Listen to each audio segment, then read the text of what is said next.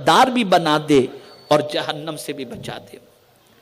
تو حضور صلی اللہ علیہ وسلم نے جہنم سے بچنے کے لیے نسخے عطا فرمائے۔ ان میں سے ایک نسخہ یہ ہے، ام المؤمنین حضرت عائشہ صدیقہ رضی اللہ تعالی عنہا سے میرے آقا صلی اللہ علیہ وسلم نے ارشاد فرمایا، اے عائشہ، تم سے ہو سکے تو کھجور کی ایک گٹھلی ہی صدقہ کر کے جہنم سے بچنے کا اہتمام کرو۔ یعنی اگر کوئی شخص صدقہ کرتا ہے تو اللہ رب العزت جل جلالہ صدقے کی وجہ سے بری موت سے بھی بچا لیتا ہے اور جہنم سے بھی بچا لیا کرتا ہے۔ صدقہ ایسا عمل ہے، اور یہی وجہ ہے کہ اللہ والوں کی زندگی اٹھا کر دیکھو تو اللہ والا کہتے ہی اسے ہیں جو اللہ کے نام پر لٹانے والا ہو۔ قرآن مقدس میں رب قدیر جل جلالہ نے فرمایا، ذالک الکتاب لا ریب فیہ ھدی للمتقین الذین یؤمنون بالغیب ویقیمون الصلاۃ ومما رزقناہم ینفقون۔ متقین وہ ہیں جن کو ہم نے روزی دی تو وہ ہمارے نام پر لٹاتے ہیں۔ یہ متقین ہیں، یہ اللہ والے ہیں۔ یہ ہم جو ڈر جاتے ہیں چھوٹی چھوٹی چیزوں سے، چھوٹے چھوٹے معاملے سے،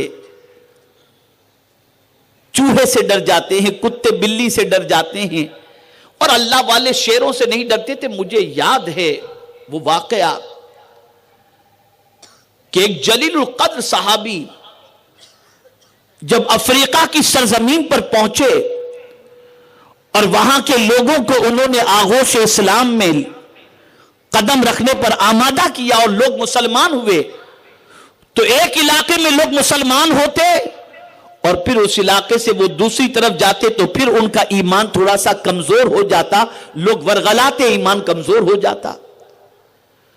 اب وہ صحابی رسول نے پلان بنایا تھا کہ ہم یہاں سے رخصت ہو جائیں گے کسی کو مقرر کر کے، لیکن جب آپ نے دیکھا کہ وہاں کے لوگوں کی سچویشن بدلتی رہتی ہے تو آپ نے پلان بنایا کہ اب یہاں سے ہم کو جانا نہیں ہے، مستقل یہاں فوجی چھاونی ہم کو بنانی ہے اور یہیں پر ہم کو قیام کرنا ہے تاکہ لوگ اسلام پر ثابت قدم رہ سکیں۔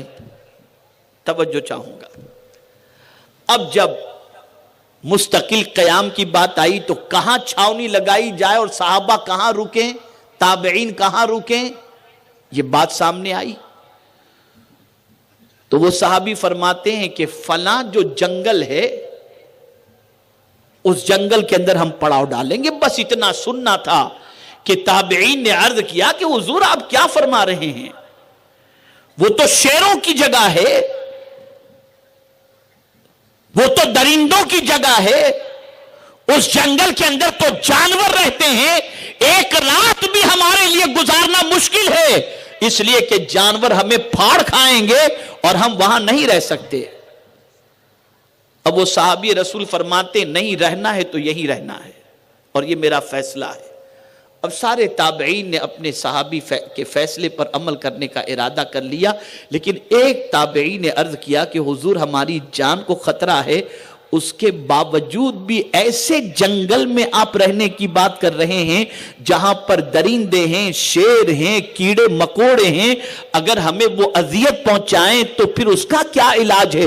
کچھ علاج بھی آپ نے کیا ہے؟ کہا ہاں۔ اب جواب سنیے آپ۔ کہا ہاں۔ کہا کیا علاج ہے؟ کہا فکر مت کرو،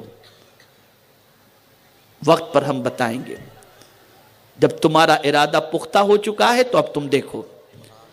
اور پھر وہاں پر کھڑے ہو کر جنگل میں انہوں نے خطاب کیا، تابعین سے نہیں، جنگل کے جانوروں سے خطاب کیا، اور جانوروں کو خطاب کرتے ہوئے فرمایا، اے جنگل میں بسنے والے جانوروں، ہم نبی کے غلام ہیں، ہمارے لیے جنگل خالی کر دو تاکہ یہاں رہ کر کے ہم اسلام کو پھیلائیں۔ تھوڑی دیر گزری تھی کہ کہ شیر گردن جھکائے جنگل سے جا رہے ہیں، چرین جنگل سے جا رہے ہیں، پرین جنگل سے جا رہے ہیں، اور وہ جنگل خالی ہوتا نظر آ رہا ہے، اور 40 سال تک اس جنگل کے اندر اللہ کے رسول کے غلاموں نے پڑاؤ ڈالے رکھا۔ پتہ یہ چلا جو اللہ سے ڈرتا ہے کائنات اس کے کنٹرول میں کر دی جاتی ہے۔ یہ غلامان رسول کی شان تھی۔ اسی علامہ عبد المصطفیٰ اعظمی صاحب علیہ الرحمہ نے اپنی کتاب میں اس واقعے کو نقل کیا ہے۔ ہم کیوں ڈر رہے ہیں؟ وجہ یہ کہ ایمان کمزور ہے، مال سے محبت ہے۔